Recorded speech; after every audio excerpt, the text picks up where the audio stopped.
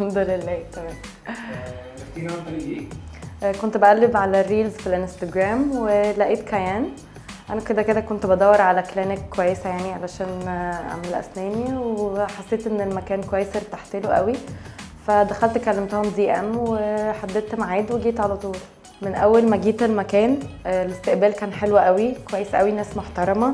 بعد كده قابلت الدكتور، حسيت ان انا مرتاحه للمكان. دكتور دعاء بجد حد فاهم قوي قوي، فهمتني الحاله بتاعتي ايه بالظبط، محتاجه ايه، محتاجه البلان كامله، محتاجه كام سيشن، محتاجه اعمل ايه في كل سنه، يعني علشان تبقى السمايل بتاعتي مظبوطه. واهم حاجه كانت بالنسبه لي ان دكتور دعاء فهمتني كل حاجه انا هعملها ستيب باي ستيب، البلان كامله، فدي خلتني انا مرتاحه نفسيا جدا جدا وانا في المكان وعارفه انا هعمل ايه. فدي حاجه كويسه ان انا الاقي دكتور فاهم.